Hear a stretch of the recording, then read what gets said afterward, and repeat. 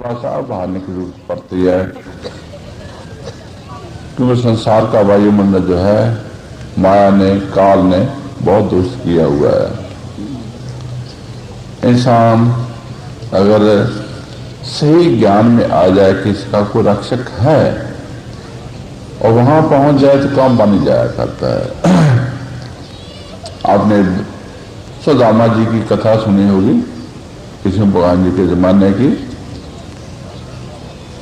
कि वैसे तो सुदामा जी जानते थे कि मेरे बात सखाई गुरु भाई मित्र है कृष्ण भगवान जी, और अपने घर वाली से बातें बहुत किया करते थे कि मेरा गुरु भाई है, मेरा बात सखाई इतना अच्छा है कि इतना राजा महाराजा है, अब कैसा है।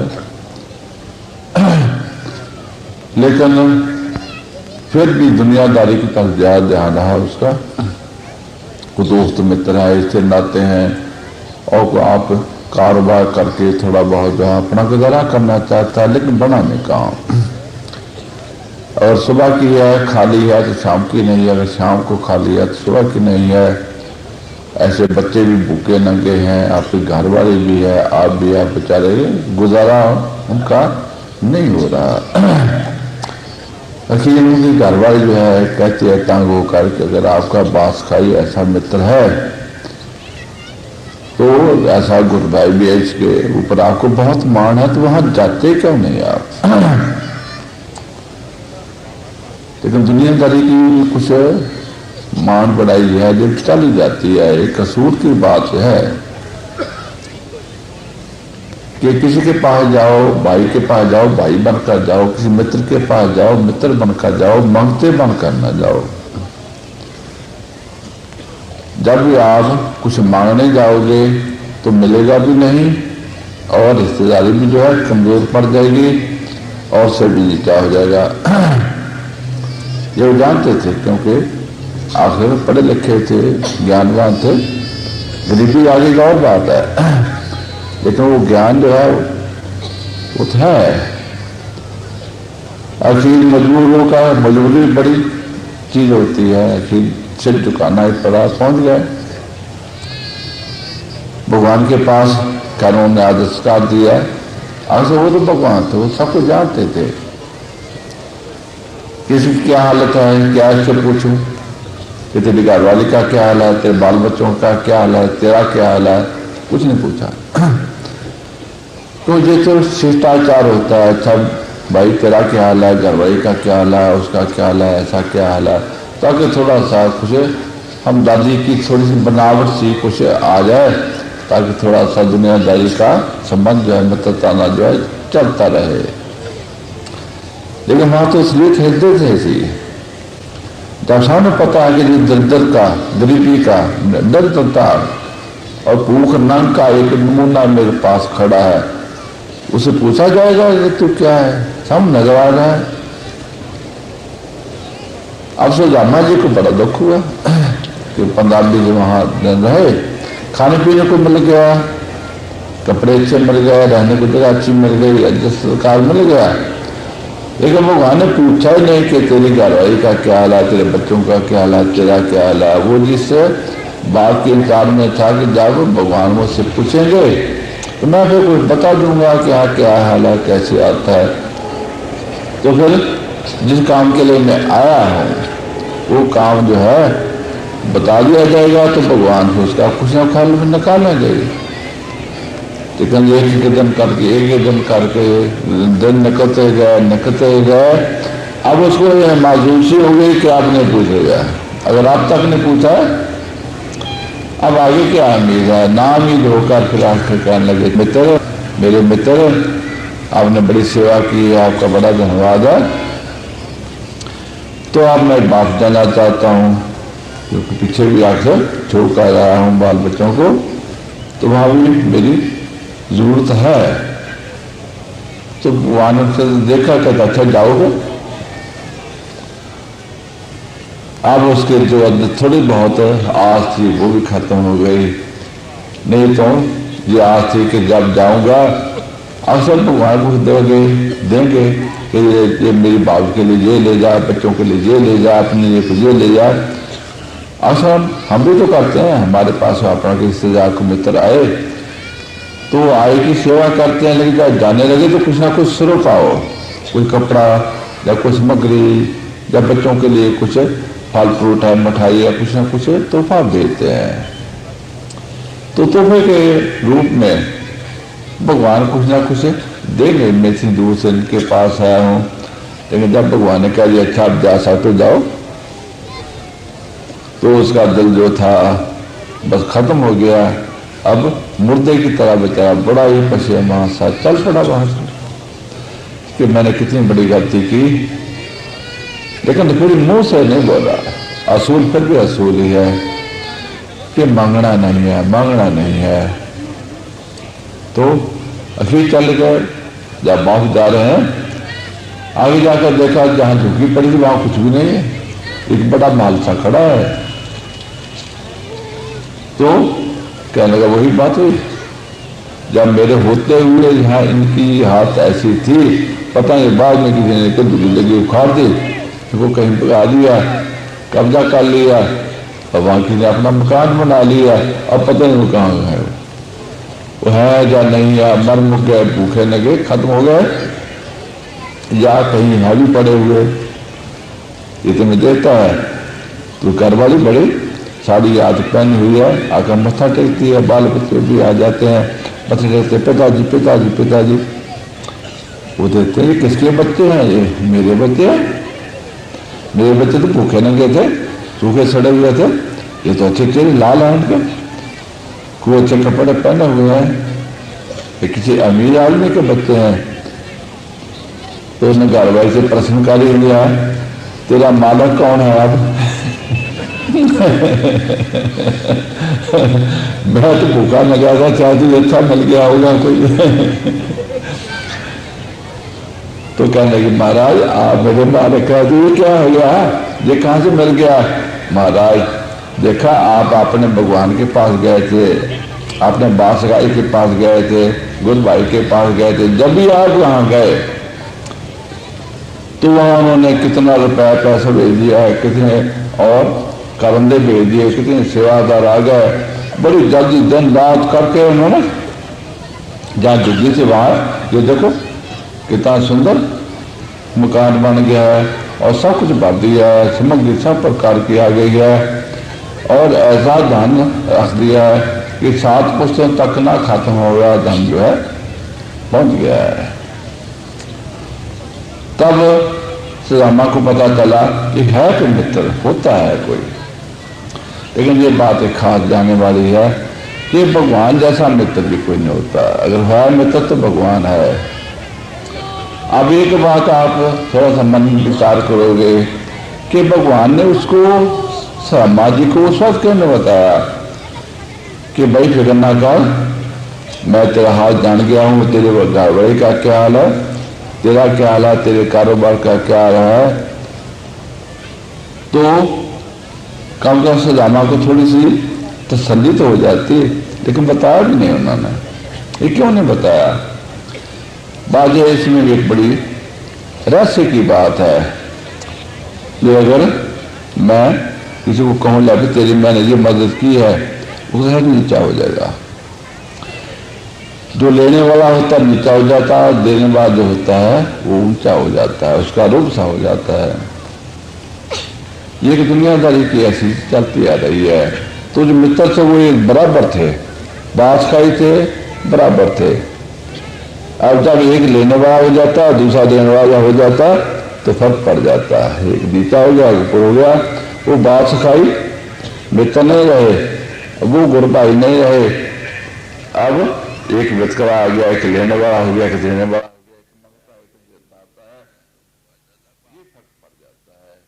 तो भगवान ये नहीं चाहते थे कि मेरा मित्र जो है जाता तब मांगता था किसी न किसी रिश्तेदारी से ही मांगना पड़ता है, इधर उधर भी कोशिश करना पड़ता है। तो सीधा भगवान के पास क्यों नहीं जाकर मांग लेता है? वहां मांगना जो है मांगना नहीं होता। जब देने वाला पहले देने के लिए तैयार होता है तब वहां मांगने वाला जो होता है वो मांगने के हैसियत से नहीं जाता है। मतलब है जैसे बच्चा है अपने चाचा से जाके कुछ मांगेगा, अपने ताऊ से कुछ मांगेगा तो उसका खुश सिर नीचा हो जाता है, लेकिन बाप के पास जाएगा तो बाप को रूप से कहा मुझे ये चाहिए, मुझे ये चाहिए। बाप कहेगा अच्छा भी ले ले। बाप से मांगने में बेइज्जती नहीं है, नीचापन नहीं है, वह हक बनता है, लेना उसका हक है, बाप का देना हक है, बाइज्जत बासत्कार। चाचा ताऊ से जाकर और रिश्ता नाता है वहां क्योंकि हक नहीं बनता तो वहां फिर कुछ ना कुछ बेइज्जती का कारण या नीचेपन का कारण बन जाया करता है। तो अगर कुछ मांगना है, किसी भी मांगना है तो किसे मांगो जिससे आपका हक बनता है। वो किसका? वो भगवान का। जो मांगे ठाकुर आपने थे सोई सोई देवे। द्रौपदी जी थे, जब दुर्योधन की सभा में नग्न करने का दुर्योधन की तरफ से हुक्म हो गया, 10,000 हाथी का बल रखने वाला दुशासन था, तो वो बालों से पकड़कर घर से घसीट कर ले आया उसको। राहते में पूछ लिया ये क्या बात क्या है, क्या गलती हो गई है, क्या गुनाह हो गया, बात क्या है, लेकिन कौन पूछता है? वो बेचारी अबला हो तो उसने क्या, उसको क्या पता था कि हाँ युधिष्ठिर ने जुआ खेला है और मुझे भी हार गया है, अपने आप को हार गया है, अपने राज का सब कुछ हार गया है। किसी ने उसको बताया। बस जबरदस्ती घसीट कर लेकर उसको राज दरबार में दुर्योधन के सन्मुख खड़ा कर दिया। उसने आदेश दे दिया अच्छा इसको बड़ी सभा में नग्न कर दो। आजकल भी ऐसा कोई गुनाहगार नहीं है किसी औरत को बड़ी सभा के सामने नग्न करने की सजा जो है आज नहीं है। उस वक्त जो थी वो तो जमाना कुछ और था। इतनी बड़ी सजा, इतनी बड़ी सजा, लेकिन हुई क्योंकि कौन पूछता है वहां। अब इधर तो देखती है, पांचों पागों की तरफ देखती है, वो आंखें नीची कर गए। हम बंदी हैं, हम हारे हुए हैं, हमारे में ताकत नहीं है तेरी मदद करने की, जो कहते थे।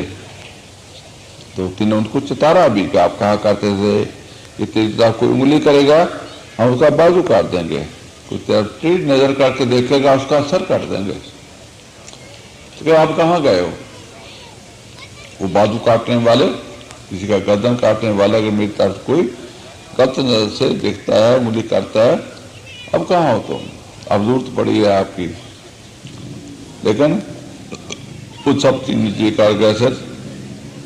आखिर उसने सोचा कि शायद ये भीष्म पितामह जी हैं जो अपने कर्तव्य में बड़े ऊंचे हैं।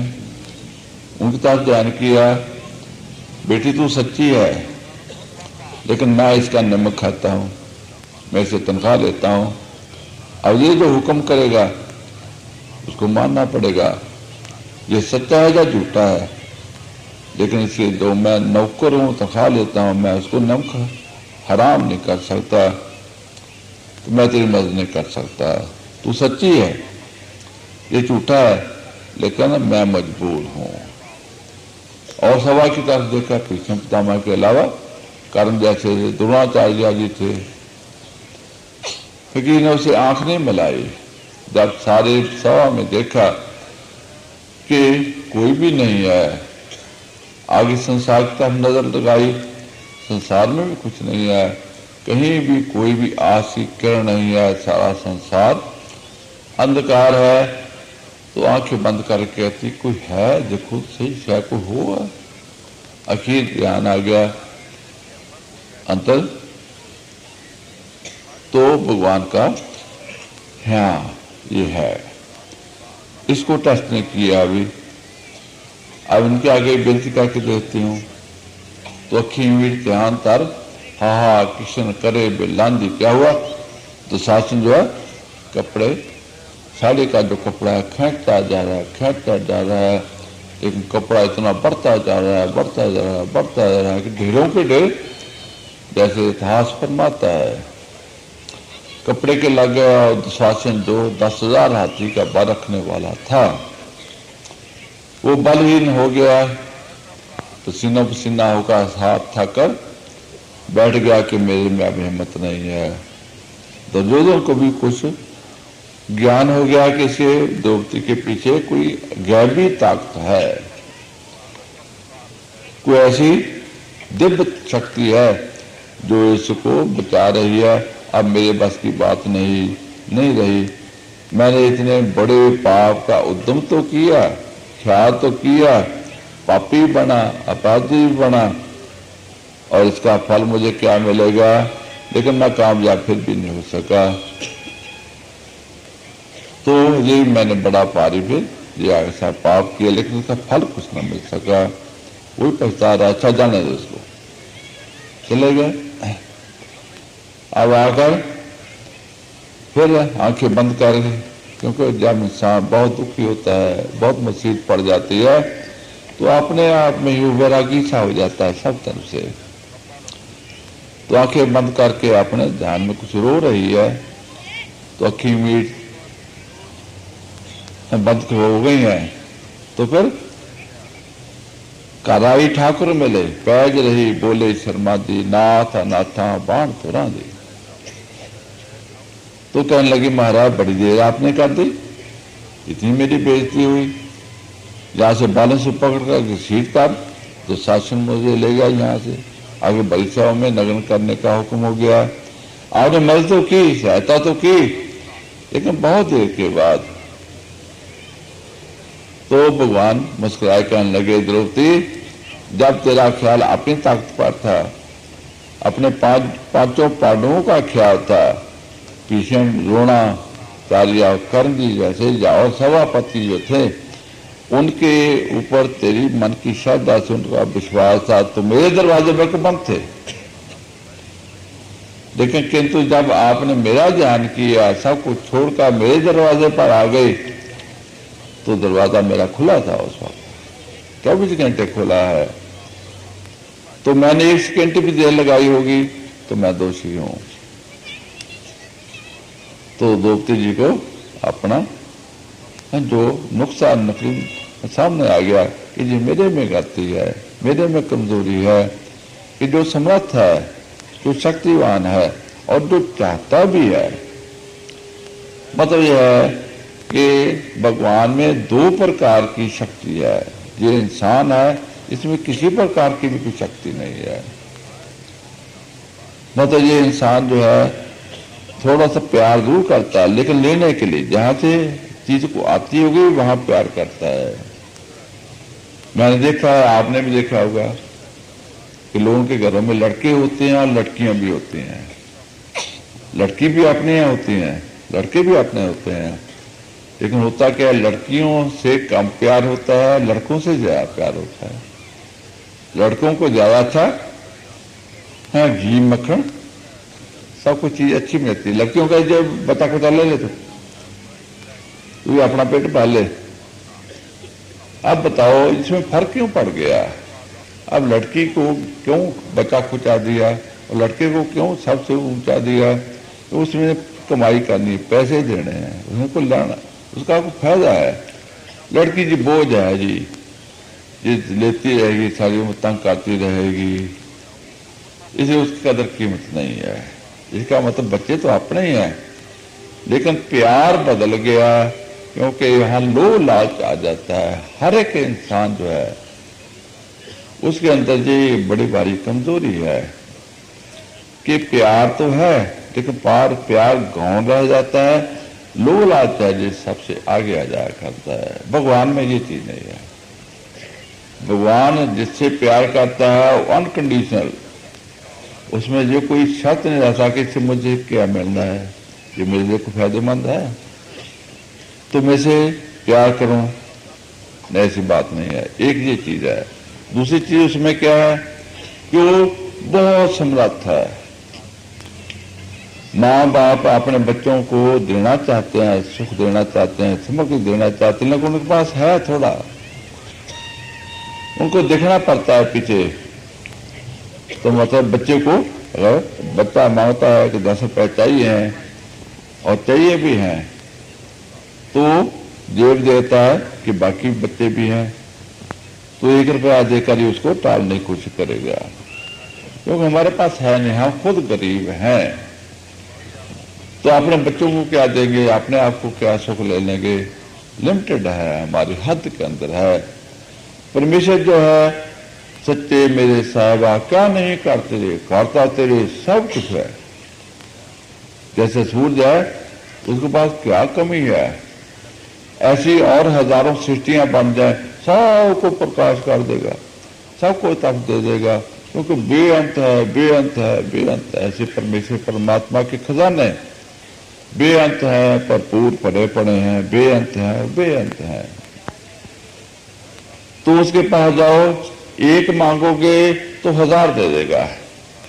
अपने दुनियादार माँ बाप से आप 10 मांगोगे तो 1 मिलेगा, वहां 1 मांगोगे तो 1000 मिलेगा। ये फर्क है। मतलब वहां वो कहता कि लेने वाला ने मुझे मिलता। मेरे सदगुरु संत कृपाल सिंह जी महाराज अमृतसर में सत्संग दे रहे थे, तो शाम का समय था। एक कवि उठा, उसने कुछ कविता पढ़नी शुरू कर दी कि साकिया थोड़ी सी पिला दे, कमी क्या तेरे आएगी, या तो कुछ ना जाएगा, मेरी हयात आएगी। मत बेनती करता है श्री गुरु के आगे, महाराज कुछ मुझे दे दो, तेरे पास बड़े खजाने भरे पड़े हैं, तेरे पास क्या कमी है, मेरा काम बन जाएगा, तेरे खजाने में कोई कमी नहीं आएगी। उस वक्त उसको टोक दिया, कहता मुझे तो लेने वाला नहीं मिलता, मुझे तो लेने वाला नहीं मिलता, कोई आए लेने वाला, लेकिन जहां लेने वाले कौन से आते हैं, जहर लेने वाले आते हैं, तो मुझे जहर चाहिए, दुनियादारी चाहिए, ये मैं दे नहीं सकता।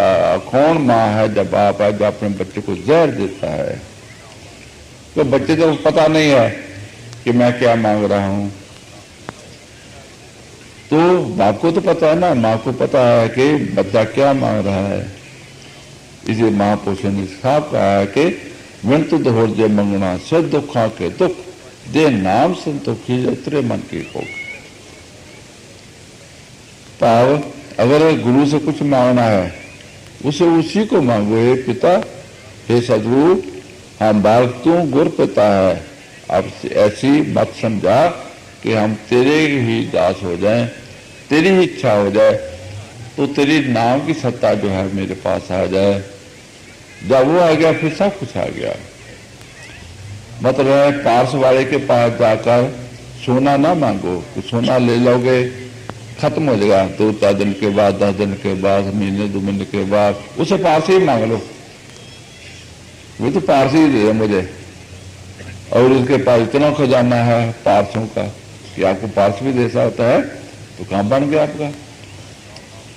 मतलब सतगुरु से, परमेश्वर से दुनिया का पदार्थ ना मांगो, उसको उसी को मारो कि तेरी ही उल्टा तू ही रह जा, सब कुछ लेकर मेरे पास पहुंच जा, फिर क्या चीज नहीं मिलेगी।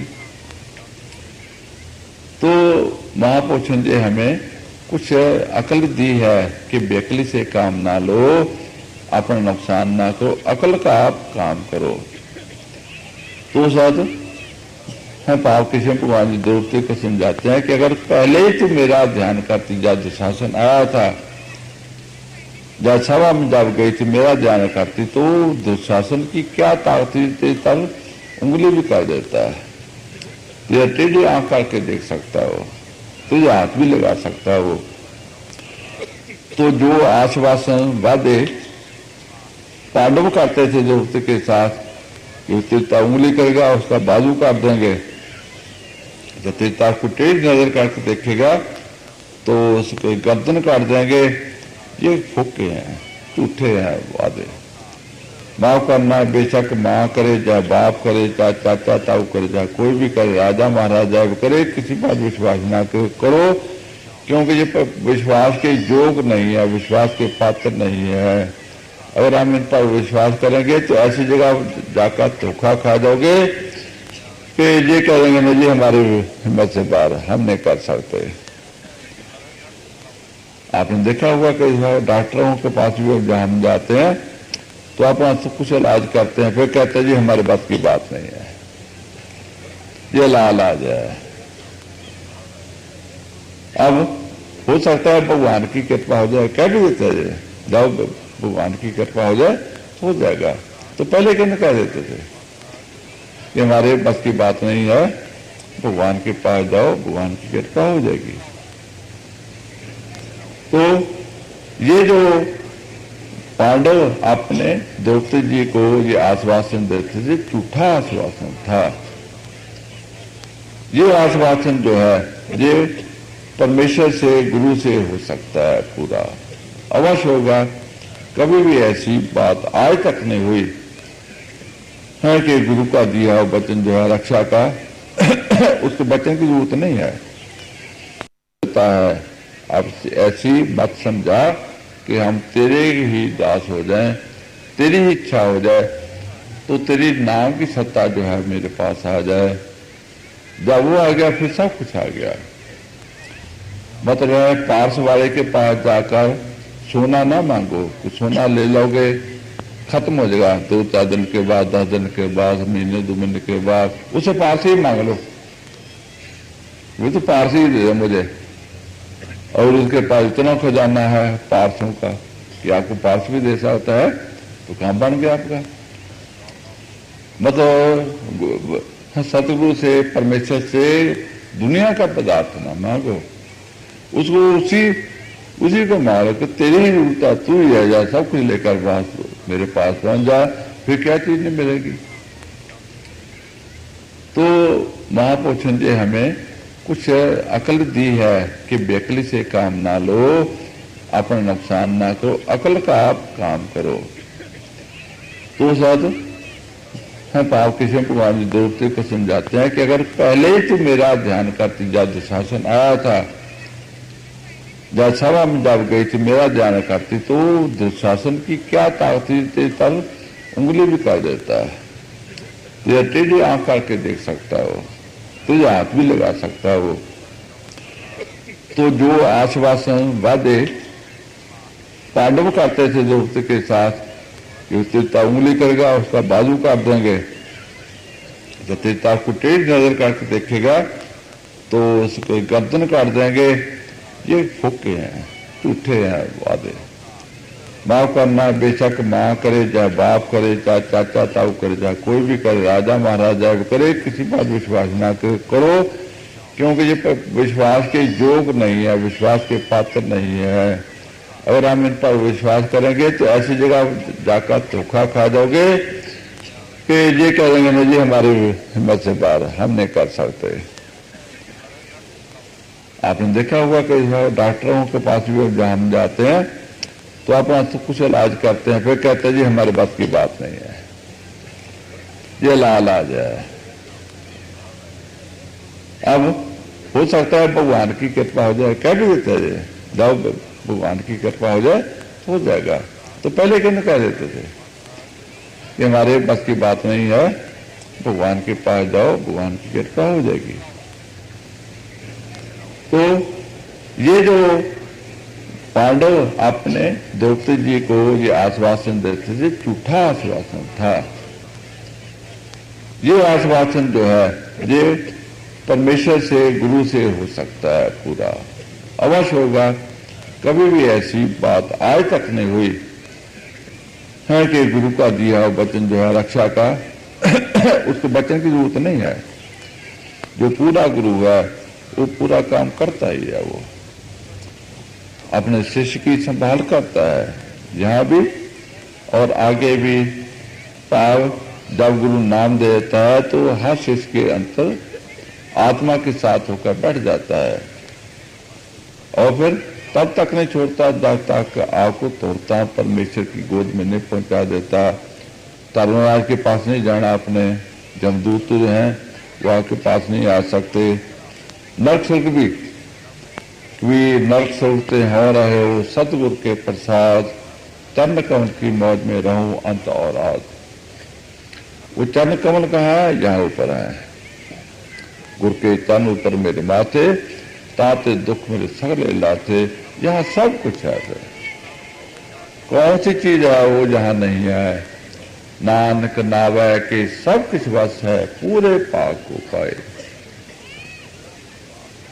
तो ये नाम की बस जो है ये सब तरफ पूर्ण चल रही है। तो रामायण जी में, गीता जी में, जहां भी देखो, चौ जुग में नाम प्रभाव कल विशेष नहीं आ ना पाओ। जितने वेद ग्रंथ है नाम की महिमा को वर्णन करते हैं। 4 युग होते हैं, 4 युगों में कर्म कर्म आप अपने चलते रहे हैं, लेकिन नाम का प्रभाव जो है, नाम का राज्य सबसे ऊंचा रहा है। कल जो में ये बात है कि और जितने आप आए हैं उनका कोई मतलब ही नहीं है। साहब जैसे कोई मरीज इतना ज्यादा मर्द बढ़ जाता है कि दवाई को काम ही नहीं करती, फिर इंजेक्शन शायद काम कर जाता है। बेहोश पड़ जाए कोई जीव, उसको इंजेक्शन लगा दिया जाता है कि दवाई तो खा नहीं सकता, बेहोश पड़ा है। ऐसे ये कलयुग है। इस युग में कर्म धर्म ना कोई, कली का जन्म चंडाल के कर होई, नानक ना बिन को मुक्त ना होई। तो ये कर्म भी जो है हमारे लिए कोई रह नहीं गया, क्योंकि मन की बात ऐसी है, जो भी कर्म थोड़ा सा करता है उसकी होमे करता है। मैंने ऐसा किया, मैंने ऐसा किया, मतलब है कोई भी इंसान के पास जाकर बैठ जाओ, वो अपनी डींगे मारेगा। मेरे भाई ने ऐसा गलत काम किया, ऐसा गलत काम किया, मेरे लड़के ने ऐसा किया, मेरे मित्र ने ऐसा किया, मैंने उसका ऐसा किया, मैंने ऐसा किया। अपनी बढ़ाई और दूसरों की निंदा एक सावन बात है। ये सब का सब खा जाती है। ये जो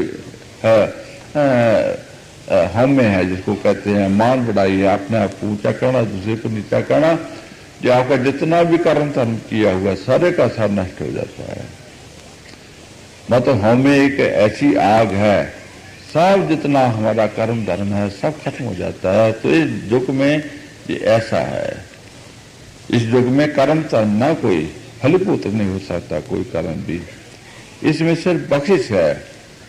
तो जैसे अजामल पापी था, उसके लिए कोई कर्म नहीं था, उसको नाम भी नहीं दिया महात्मा ने, क्योंकि नाम वहां जगह कोई नहीं थी ऐसी कि जिसमें नाम टिक सकता, वो अक्षर टिक सकता। आखिर महात्माओं को बख्शिश ही करनी पड़ी कि जाते बच्चा है, इसका नाम नारायण रख दे। उसमें अपनी शक्ति भर दी, उसने हुक्म मान लिया, बच्चे का नाम नारायण रख दिया। अब बच्चे को लेता मेरा नारायण, मेरा नारायण, मेरा नारायण। वो नारायण नारायण करते करते उसकी आत्मा धो दी, तो बंधों से छुटकारा हो गया। मन जग जाने निम कमाए निस्तारा, जागत को जोगीश्वर बाचत छोगा छिन में पावा। पावे की दृष्टि से ही महात्मा जो आए, उन्होंने उसका सब बंधन तोड़ दिया। सतगुर बंधन तोड़ नरारे, बौर न गर्भ में जारी जियो। तो काम बन गया। गण का विश्वासी आज उस पर भी ऐसी महात्मा की कृपा हो गई, उन्हें तोता दे दिया। क्यों? उसको भी नामदान फलीभूत नहीं हो सकता था, कोई कर्म दान उसके लिए है नहीं था। इतनी उसकी बुद्धि, उसका मन भ्रष्ट हो चुका था कि किसी प्रकार का कर्म धर्म जो है उस पर लागू हो ही नहीं सकता था। तो उन्होंने भी तोता दे दिया, इसको राम राम पढ़ा दिया कर। तो वो उसने मान लिया और तोते को राम राम पढ़ाती है। उस राम में वो चार्जिंग हो गई जो भरी हुई थी परमेश्वर परमात्मा की। तो वही जो गण का विश्वास थी वो एक बड़ी भारी भक्तिनी बन गई। उसका घर जो एक बड़ा गुनाहों का, अपवित्रता का, गंदगी का स्थान था, अब वही एक धर्म स्थान बन गया। लोग जो आते हैं उसके पास ज्ञान चर्चा के लिए, कथा कीर्तन के लिए और अगुवाई के लिए, सबकी मांगें पूरी होती हैं। तो ऐसा स्थान बन गया। कैसे बन गया जी? ये धर्म कर्म से ऊपर जो है एक ऐसी चीज है, नाम की वास्ता जो है महापुरुष की बख्शिश है। तो नाम क्या होता है? जब किसी महापुरुष के अंदर जो परमेश्वर परमात्मा प्रकट है तो हमारे अंतर भी प्रकट कर देता है, वो ज्योत के रूप में और नाद के रूप में। तो सामने आ जाती है चीज, फिर उसका ध्यान अपने आप बन जाया करता है। कहीं अंधकार हो तो कहीं थोड़ा सा, कहीं चमक आए, प्रकाश है तो एकदम हमारा ध्यान उधर जाता है, क्योंकि हमारी आत्मा जो है उसके अंदर एक इच्छा है। वो कौन सी इच्छा है? प्रकाश की। अंधेरा जो है किसी को भी अच्छा नहीं लगेगा। ये कई ऐसे पतंगे हैं, कई ऐसे जानवर हैं, वो भी प्रकाश को पसंद करते हैं। इंसान जो है अंधेरा जहाँ वो घबराता है, ये घबराहट से रहता है। अपना घर ही हो जो दिन को हम जिसमें रहते हैं, 7 दिन रहते हैं, रात को अंधकार हो जाए देखो तो उसमें हमारा मन नहीं टिकेगा, डर सा लगेगा। बच्चे को अंदर जा, आप जाओगे अंदर, आपको डर लगेगा। जब प्रकाश हो जाएगा तो उसमें आप कुछ मन टिकाओगे, मन टिक जाएगा, फिर डर नहीं लगेगा। क्योंकि जो प्रकाश है वो अपना अंग है, अपना मित्र अंग है, अपना सहायक अंग है। जो अंधकार है ये कुछ है ऐसा जिसके साथ हमारा तुलक नहीं है, ये कुछ पराया है। परायेपन में कुछ खतरा है, कोई धोखा है, ये हमारे साथ हमदर्दी नहीं करेगा, ये हमारे में से कुछ नुकसान करेगा, कहीं चोट लगेगी, कुछ और कुछ हो जाएगा, ये ठीक नहीं है। एक श्यामसी हमारे मन की हाथ जो है, आत्मा की हाथ जो है वो प्रकाश को पसंद करती है। और एक संगीत है, बाहर का संगीत भी कुछ मन को आकर्षित करता है, लेकिन आत्मा के लिए आत्मक संगीत है।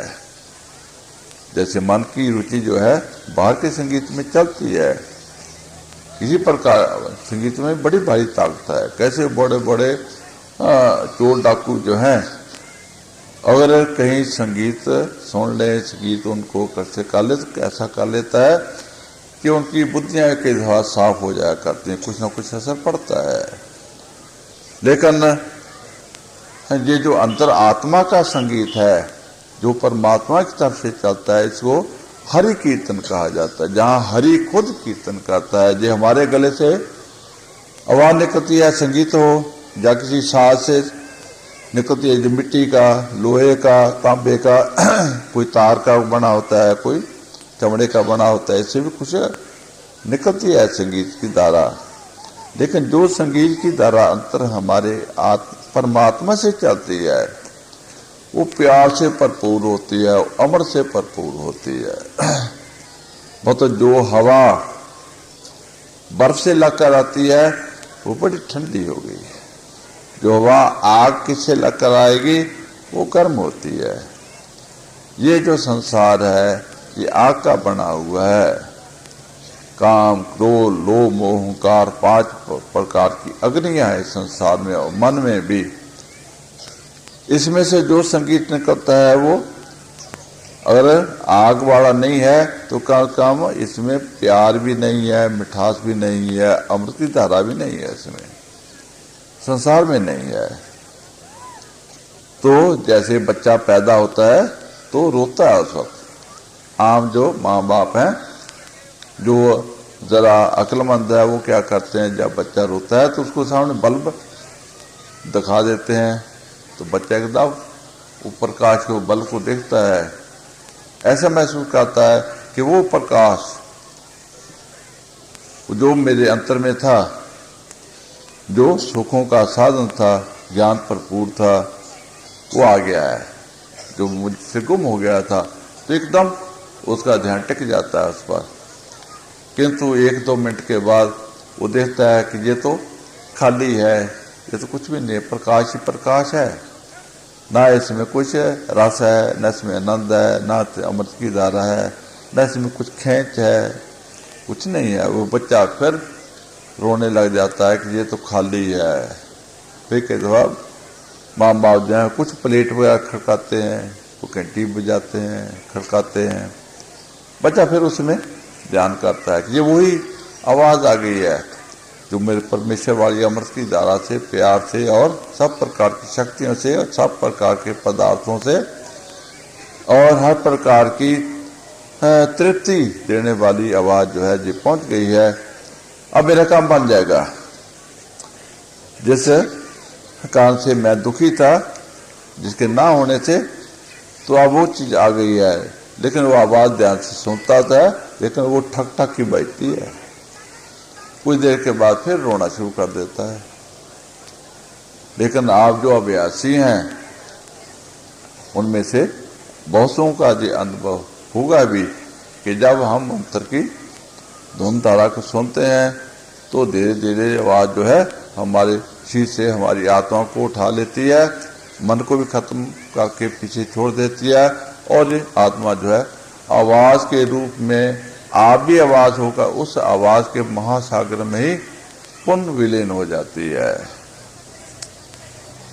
तो जिस आवाज़ में इतनी ताकत है कि सब बंधन तोड़कर ये निकल जाती है। एक दफा मैं अमृतसर गया तो वहाँ एक सत्संग रखा हुआ था, वहाँ जैनी थे, जैनियों में कुछ थोड़ा सा कुछ और उनका ख्याल होता है। तो वहाँ मैंने भगवान किसी कुछ बातें की, अक्सर एक भगवान किसी की नहीं, सबकी बातें करनी पड़ती। जो अच्छे जिन्होंने कोई दुनिया में आए परोपकार का काम किया वो कुछ सबको अच्छे को अच्छा ही कहना पड़ता है। राम जी आए वो अच्छे थे, उनको अच्छा कहना पड़ता है। तो ईसा मसीह आए अच्छे थे, उनको अच्छा कहना पड़ता है। हज़रत मोहम्मद साहब ने अच्छे काम किए, उनको अच्छा कहना पड़ता है। अच्छे का नाम तो लेना ही चाहिए, बुरे का नाम ना लो। तो वो कहने लगा कि आप कैसे भगवान किसी की बातें करते हैं था। उसने कोई ऐसे लफ्ज़ कहे, कोई ऐसा था वो लोगों की औरतों को ले जाता था बाहर, तो रात्रि के समय में उनको कहता था आप कपड़े उतार दो, नग्न में होकर मेरे सामने आओ। ये ऐसे भगवान की बातें आप कैसे करते हो, इसका मतलब क्या है? तो मैंने उसको बैठा दिया। मैं कहता तूने बहुत अच्छा प्रश्न किया है, शायद तेरा प्रश्न जो है किसी और का भी हो जाएगा, तो सबका समाधान हो जाएगा अगर इसका असली उत्तर जो आपको मिल जाएगा। तो मैंने उसको समझाया कि बात यह है कि इसका जो पुराना हमारा इतिहास है, संस्कृति है, ये बड़ी रहस्यपूर्वक है। इसको किसी ज्ञानवान के पास बैठकर समझो तो समझ आएगी। तो मतलब यह है जो पुराना ज़माना जिस ज़माने की आप बात कर रहे हो कि कृष्ण भगवान पराई औरतों के साथ बाहर जंगल में जाकर बांसुरी बजाया करते थे, तो औरतें आया करती, गोपियाँ जिसको कहते हैं, तो वहाँ रास चाया करते थे। अब एक बात थोड़ा सा विचारो कि अब वो ज़माना तो नहीं है, अब भी ये ऐसा कार्य नहीं होता कि ऐसी बातें हों। वो तो ज़माना कुछ और था, ये मुमकिन भी नहीं है। दूसरी बात यह है, जब कृष्ण भगवान जी जंगल में जाकर रात्रि को बंसी बजाते थे तो गोपियाँ सुनते थे, गोप नहीं सुनते थे। गोपी तो वहीं होते, उनके कान पान तो नहीं होते थे। अगर गोपियों को बंसी अच्छी लगती थी तो गोप भी भाग जाते, वो भी पीछे। अक्सर आवाज़ की आकर्षण है, संगीत है, औरतों को भी अच्छा लगता है, संगीत मर्दों को भी अच्छा लगता है, एक ही बात है। तो मर्द क्यों नहीं जाते थे, ये औरतें क्यों जाती थीं? इसका उसके पास कोई जवाब नहीं था। लेकिन मैंने उसको जवाब दे के बाद यह है कि ये भगवान की बांसी जो अब भी बज रही है यहाँ ऊपर, ये है वृंदावन, यहाँ भगवान की बांसी यहाँ बज रही है। किंतु इस बांसी को जब मन हम इसके साथ लगाते हैं तो मन तो मूर्छित होना शुरू हो जाता है, वो मन के लिए जहर है, किंतु आत्मा जो है उसके लिए अमृत है। तो जब इस आवाज को आत्मा सुनती है तो उसमें ताकत आनी शुरू हो जाती है,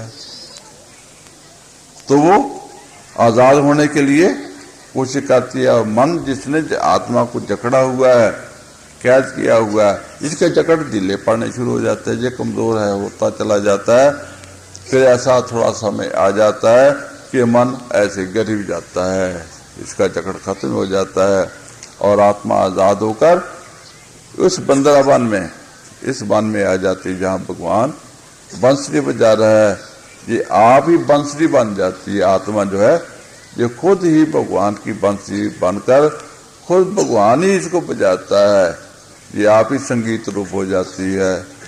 तो वहाँ बांसुरी तो है नहीं, वो संगीत ही संगीत है। आप भगवान भी संगीत है, आत्मा भी संगीत है, मिल जाते हैं। जैसे पानी में मिलकर पानी एक ही हो जाता है, दो नहीं रह जाते हैं। ये संगीत की धारा जो है ये संगीत ही बनकर आत्मा भी संगीत है और परमात्मा भी संगीत है। तो उसको ये समझ आ गई। बाकी कहते हैं दूसरे बात थी कि नग्न औरतों को मतलब वो क्वेश्चन करते थे, हुक्म देते थे कि मेरे पास आओ। तो मैंने कहा इसमें भी एक ऐसे की बात यह है कि आत्मा जब परमात्मा के पास जाती है तो निरोल होकर जाती है। उसको ऊपर जितने पर्दे हैं, ये स्थूल शरीर का पर्दा है, ये उतारना पड़ता है, ये सूक्ष्म शरीर है वो उतारना पड़ता है, काल शरीर उतारना पड़ता है, महाकाल शरीर उतारना पड़ता है। तो मोटे 4 शरीर और भी बहुत से पर्दे हैं। तो जब तक आत्मा नहीं बन जाती, निरोल सब पर्दे जब तक नहीं उतर जाते तब तक भगवान के साथ एक नहीं हो सकती। तो जैसे कहीं घी पड़ा है, आपके पास दूध है, उसमें भी घी है, किंतु उस दूध को आप घी में नहीं डाल सकते। वो पहला घी पड़ा उसको भी खराब कर देगा ये दूध। तो क्या करो, उस दूध को जमाओ, वो मक्खन बन जाए, दही बन जाएगा। दही को रिड़को, फिर मक्खन निकलेगा। मक्खन को फिर गर्म करो, उसमें जो थोड़ी सी लस्सी की अलायश है वो खत्म हो जाएगी, सड़ जाएगी, घी बन जाएगा। वो घी जो निकलता है उसको घी में दाखिल कर दो। अब वो इस योग है वो घी कि जो बड़ा बर्तन है घी का, उसमें दाखिल हो जाएगा, क्योंकि अब वो भी घी बन गया है। अब दोनों का मिलाप हो जाएगा, दोनों एक रस हो जाएंगे, मिल जाएंगे, एक हो जाएंगे। ये मतलब था। उसको मैं समझाया कि ये नग्न करना शीरों का नग्न करना नहीं था, वो तो आत्मा का था कि सभी वस्त्र उतार कर आत्मा अपन रूप में आकर परमात्मा मिल जाती है। तो मतलब है ये ज्ञान जो है हमारे वेदों का, शास्त्रों का है, वो हमें मिल नहीं रहा, क्योंकि उसके ऐसे आचार्य नहीं है, प्रैक्टिकल आचार्य जो उसको खुद समझे और दूसरों को भी समझा सके। आप समझा हुआ होना चाहिए प्रैक्टिकल रूप में। मतलब यह किताब तो पढ़कर आप जान सकते हैं कि ड्राइविंग कैसे करनी है, कैसे स्टीयरिंग घुमाना है, कहाँ ब्रेक लगानी है, कहाँ क्लच दबाना है, कहाँ कोई और क्या करना है। लेकिन किताब पढ़कर आप ड्राइवर नहीं कर सकते। फिर किसी ऐसे ड्राइवर के पास जाना पड़ेगा जिसने 2, 4, 6 साल जिसने अपना ड्राइविंग की हो। उसे प्रैक्टिकली देखोगे कि जहाँ भी कोई तकलीफ आती है, कैसी आती है, तो आपकी अगुवाई करेगा। किताब में सिर्फ बताया जा सकता है थोड़ा, लेकिन वो इतना होता है कि 1% भी उसमें से सही अगुवाई नहीं मिलती। जब तक कि पूरा महार नहीं मिलता तो आपके पल पल आपके साथ होकर आपको मुकम्मल नहीं बनाता, तब तक काम नहीं बनता। किसी काम के लिए भी, साइकिलों का पंचर ही लगाना हो तो उसके लिए भी आपको गुरुदान करना पड़ेगा, उसका महार आपको लेना पड़ेगा, तभी जाकर आप साइकिल का पंचर भी लगाने के लिए मतलब है कि शिक्षा के आप कामयाब हो सकते हो। इस तरह ये जो आध्यात्मिक आत्मक विद्या है, इसके लिए किसी महापुरुष जो इस चीज का मार है उसके पास जाना ही पड़ता है। ये कोई ऐसी बात नहीं है इसमें इंसान नीचा होता है, ऐसी कोई बात नहीं है। जैसे बाप है, बाप के घर में जन्म लेना बच्चे का जो है, बच्चे कहें कि हम बाप को क्यों मत्था टेकें, क्यों उसकी सत्कार करें। ना करो सत्कार भाई, बाप तो नहीं कहता मेरा सत्कार करो, मुझे मत्थे टेको। वो ना भी आप मत्थे टेकोगे, ना भी सत्कार करोगे, तो बाप आपसे प्यार करता रहेगा, आपको खाना भी देता रहेगा, आपके अपना जो फर्जा करता रहेगा। आप अपना फर्ज जो करना था ना करो तो ये आपकी खुशी है। मतलब अगर कर लोगे तो ज्यादा फायदा उठाओगे, इसका बड़ा बड़ा लाभ होता है। जो संस्कृति हमारी है ये इसमें रहस्य ऐसे चलता रहा है। एक कथा आती है अपने वेदों शास्त्रों में कि द्रोणाचार्य जो थे उनके पास चारों पांडवों के बच्चे थे, वो राज विद्या, स्पंदश विद्या और राजनीति आदि सब कुछ सीखा करते थे। तो एक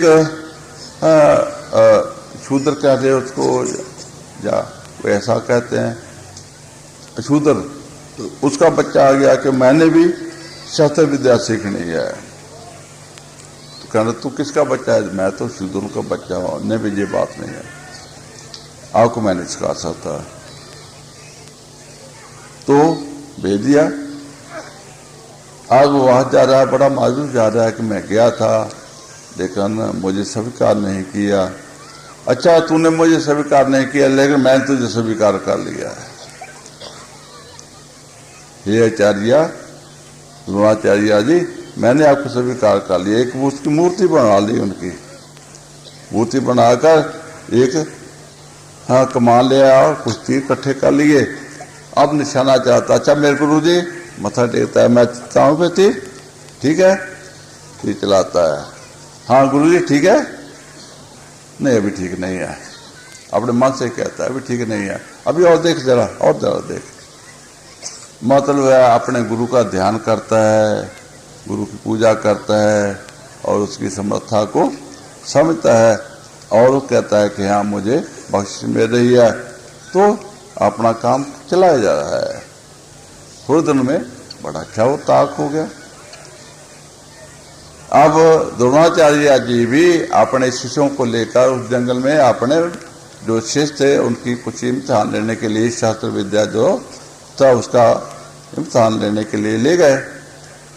अब वो शूद्र बच्चा भी वहां का खड़ा हो गया पास। अब ये जो राजाओं के बच्चे हैं ये लाते हैं, तीरंदाजी करते हैं, जहां निशाना कोई इधर जाता है उस निशाने से कोई इधर जाता है, कोई ऊपर जाता है, कोई नीचे जाता है, शायद ही किसी का ठिकाने पर बैठता है। तो ये शूद्र का बच्चा जो पास खड़ा है कुछ अपने आप में कह रहा है कि जी क्या कर रहे हैं? अरे गुरु जी मुझे भी तो थोड़ी सी आज्ञा दीजिए, मैं भी एक दो तीर चलाकर आपको अपनी धनुष विद्या का कुछ दिखाऊं। हाँ तू दिखा, ऐसा चला ले।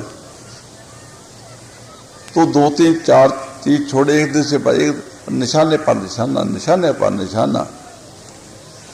तो आखिर द्रोणाचार्य जी को पूछना ही पड़ा, अरे भाई तेरा गुरु कौन है, तुझे किसने सिखाया, तूने कहाँ से सीखा ये ऐसा हुनर जो है? तो चरणों पर मत्था टेक कहने लगा, ये मेरे गुरु हैं, आप ही मेरे गुरु हो। अरे कैसे मैं तेरा गुरु कैसे? वो पर्दा उठाया जहां मूर्ति बनाई थी कि देखो ये किसकी मूर्ति है। भाई मैंने तो आपको शिष्य नहीं बनाया जी, आपने तो कोई शिष्य नहीं बनाया, लेकिन मैंने तो आपको मंजूर कर लिया, मैं तो ग्रहण कर लिया। अगर आपने मुझे स्वीकार नहीं किया तो मैंने तो आपको स्वीकार कर लिया है। तो आप मेरे गुरु हो, आपने ये मुझे विद्या जो है सिखाई, मुझे पता है कि आपकी कृपा से जो मैंने सीखा, आपका ध्यान किया और आपको गुरु माना तो मेरा काम बन गया। तो द्रोणाचार्य जो थे अपने शिष्यों को समझाने लगे कि बात ये देखो है, आप मुझे क्या समझते हो? आप तो ये समझते हो कि हम राजा महाराजा के बच्चे हैं और हमने ये नौकर रखा हुआ है, तनख्वाह देते हैं, नौकर है तो विद्या सिखाने के लिए, तन सिखाने के लिए। आपके मन में मेरे लिए गुरु श्रद्धा, गुरु प्यार और गुरु वाला सत्कार जो है वो नहीं है, वो भावना नहीं है। उस भावना के ना कारण से वो फ्लो नहीं चल रहा है। जैसे पानी जो है नीचे की तरफ जाता है, ऊपर की तरफ नहीं जाता। आप अपने आप को ऊंचा समझ रहे हो कि मैं नौकर हूं, आप मुझे एम्प्लॉयर हो, आप मुझे मुलाजमत देने वाले हो, आपका दर्जा ऊपर है। ये जो है श्रद्धा प्यार भावना जो होती है, नीचे को जो है वो जाती है, वहां काम बनता है। इस बच्चे ने बेशक मैंने इसको स्वीकार नहीं किया है, लेकिन इसने श्रद्धा प्यार भावना से मुझे स्वीकार करके ये बन गया। जो मेरा हुनर था इसके अंदर पूरा चला गया, आपके अंदर वो नहीं है। तो ये जो श्रद्धा भावना है, ये बढ़ना है, ये बहुत जरूरी काम है, क्योंकि ये टेक्निकल मैकेनिकल चीज नहीं है कि बटन दबाओ तो बिजली ऑन हो जाएगी। ये श्रद्धा भावना है, अपने हृदय की भावना जो है जब तक पूर्ण तौर पर गुरु के चरणों में नहीं बन जाती तक उधर से फ्लो नहीं मिलेगी, है उधर से आपको बख्शी का भंडार नहीं मिलेगा। है सब कुछ भरा पड़ा है, लेकिन हमारा मन जो है उसके लिए स्वीकार नहीं कर सकता, ना कर रहा है। तो हमें क्या लेना है, कहाँ से लेना है? माँ बाप से क्या ले लिया, क्या ले सकते हैं? दुनियादारी है, दुनियादारी बड़ी ख्वारी है। माँ बाप खुद दुखी हैं, वो खुद चिंता में पड़े हुए हैं, तो हम अपने बच्चों को क्या दे सकते हैं? तो मतलब जो कारखानेदार है अपने बच्चे को कारखानेदार बना देगा, जैसा बाप दुख भोग रहा है बच्चे भी दुख भोगेंगे। मत जितना संसार है ऐसा दुखी है, तो अपने लेवल पर ही रखते हैं। किंतु अगर भगवान के पास जाओगे, गुरु के पास जाओगे, तो गुरु परम सुख परम आनंद का स्रोत है, खुद भी अपने अंतर आत्मा से चल रहा है। ठीक है, बाहर ठीक है लिहाज से उसको अपने शिष्यों के साथ प्यार है, उनका दुख लेना पड़ता है, क्या करे बेचारा वो। जैसे ऐसी कुछ उदाहरणें आती हैं, तो हुमायूं था तो बीमार पड़ गया, बाबर उसका बच्चा था, तो बाबर बीमार पड़ गया या हुमायूं, पता नहीं मुझे याद नहीं। अब हुमायूं पर बीमार पड़ गया तो बाबर जो था उसका बाप था, उसे एक ही बच्चा था, बड़ा प्यार था, तो उसने 3 चक्कर उसके चारपाई के गिर्द डाले कि परमेश्वर परमात्मा अल्लाह इसका जो रोग है मेरे को लग जाए, इसकी मौत है मेरे को आ जाए, मेरा जीवन जो है इसको चले जाए। तो उसी दिन से वो काम उल्टा होना शुरू हो गया। बाब हुमायूं सा वो राजी होना शुरू हो गया, बाबर चारपाई पड़ गया, हुमायूं ठीक ठाक हो गया और मर गया बाबर। मतलब दुनियादारी में भी ऐसी चीजें आती हैं। मुझे भी याद है कि दिल्ली में था, वहाँ एक हमारी रिश्तेदारी थी, तो औरत थी, वो अपनी बात बताती थी कि उसका पति था कहीं बाहर काम पर गया, वहाँ को लड़ाई झगड़ा हो गया, मर गया वहाँ। अब घर बैठी को उसको ना ऐसा जैसे बड़ा डिप्रेशन चाह रहा है, बड़ा उसका दिल जो है दुखी हो रहा है, उदास हो रहा है। पड़ोसन के पास गए कि मेरी हाथ बड़ी खराब है, वो कहती ले तुझे खिचड़ी खा ले, जो तू दूध पी ले, थोड़ा सा तेरा दिल जो ठिकाने हो जाएगा। खैर उसने चाय पी, कोई दूध पिया, खिचड़ी खाई, काम नहीं बना। आखिर थोड़ी देर के बाद उसका मुर्दा पति का शीशा घर में आ गया। एक लिंक है, ऐसे होते हैं, मतलब है दिल को दिल से राह होता है जहां बन जाए। बेशक आत्मक लेवल पर वो औरत नहीं थी अभी तक, लेकिन फिर भी एक लिंक है, हिस्सा है, एक अंदर से चलने वाला है। ये जो रिश्ता है ये गुरु का, परमेश्वर का प्यार का पूरा है रिश्ता। ये इसको कामयाब करना हो तो क्या करो, पहले परमेश्वर के साथ रिश्ता बनाओ, तो परमेश्वर के सारे काम करेगा। तो मतलब द्रौपदी जी को अगर आखिर सहायता मिली तो किसी समर्थ पुरुष की मिली, जो अधूरी थी वो अधूरी रह गई। सुदामा जी थे तो जहाँ समर्थ पुरुष था, जहाँ से पूरी मदद मिलनी थी वो मिल गई, जहाँ नहीं थी वो नहीं मिल सकी। आप कहाँ ढूंढ रहे हो? आप थोड़ा सा ये ख्याल करो, आप कहाँ से ढूंढ रहे हो? आपको भी जहाँ दिया जाता है वहां से प्रकाश मिलेगा, जहाँ दिया जलता नहीं वहां नहीं मिलेगा। जहाँ पानी का स्रोत है वहां से पानी मिलेगा, जहाँ रेत खुश्क पड़ी है वहां से कुछ नहीं मिलेगा। ये संसार मांगता है, मांगने वाला है, ये संसार दुखों का घर है। तो मांगने वाले से आप क्या मांगोगे? तो जो दुखों का भरा हुआ उससे सुख कहां से आपको मिल जाएगा? तो परमेश्वर क्या है? वो मंगलमय है, सुख निदान आनंद मूल। जैसे स्रोत होता है पानी का, उससे पानी निकलता है दिन रात निकलता चला जाता है। ऐसे परमेश्वर परमात्मा सुखों का स्रोत है, आनंद मूल है, सुख निदान है परमेश्वर, और उसके बगैर कोई नहीं। सब सुखदाता राम है, दूसरा ना है, ना कोई दूसरा ना आज तक हुआ ना आगे हो सकता है कोई। तो ये जो भूल जिसमें पड़े हुए हैं उसमें फिर आप भूले भटके तो हमारा काम नहीं बनेगा। जो इंसान अपने घर के रास्ते पर पड़ गया वो तो घर पहुंच जाएगा, जो कहीं गलत रास्ते पर पड़ गया वो भटक जाएगा। हमें जीवन में क्या चाहिए है? सब कुछ चाहिए है, सब कुछ चाहिए है। वो सब कुछ क्या है? परमेश्वर के पास है, वो सब कुछ है और वो सब कुछ दे सकता है अपने जैसा अपेद करके, आपने हमारे को स्वीकार कर सकता है, फिर आप सब कुछ बन गए। ये मैं एक साफ बात कह देता हूं कि अगर आपको कोई राज दे दिया है तो भी आपको तृप्ति नहीं होगी। आपको सोने चांदी हीरे जवाहरात के समुद्र बड़े पड़े हों दे दिए जाए, आपकी तृप्ति नहीं होगी। जब तक आपको सब कुछ नहीं मिल जाता है, सब कुछ जो परमेश्वर की रचना है, परमेश्वर जिसके अंदर है, पूर्ण तौर पर सब कुछ नहीं मिल जाता, तब तक इंसान की तृप्ति नहीं हो सकती। इंसान को भगवान ने बनाया ही ऐसे नमूने पर है कि मेरा नमूना है, जब मेरे जैसा नहीं हो जाएगा तब तक इसकी तृप्ति नहीं होगी, तब तक तो संतोष नहीं होगा।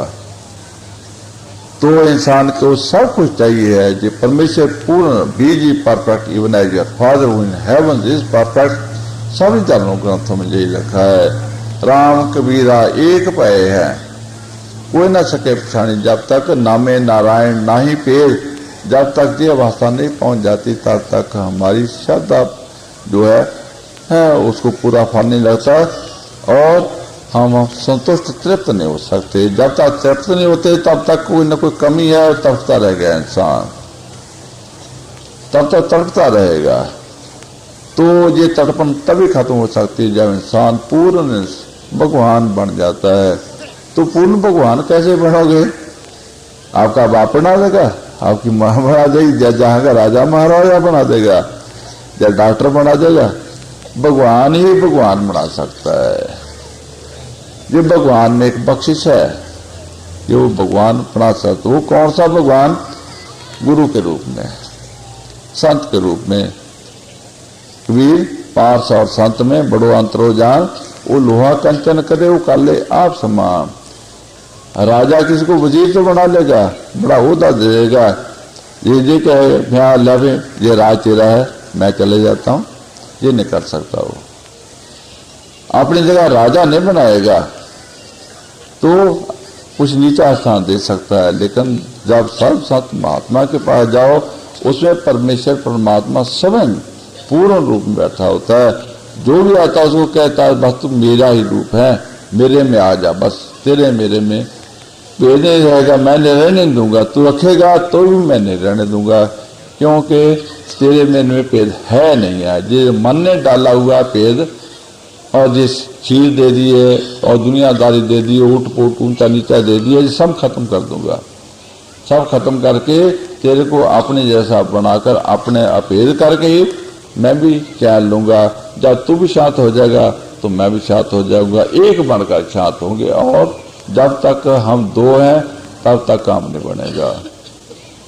तो ये संत संत महात्मा की बख्शिश जो है हमारे में ये जुगते नहीं है, कम का हमारे में इतनी सी होनी चाहिए कि आज जिसके पास लगा हुआ के पास पहुंच जाओ, उसके पास है सब कुछ, वो आपको दे देगा।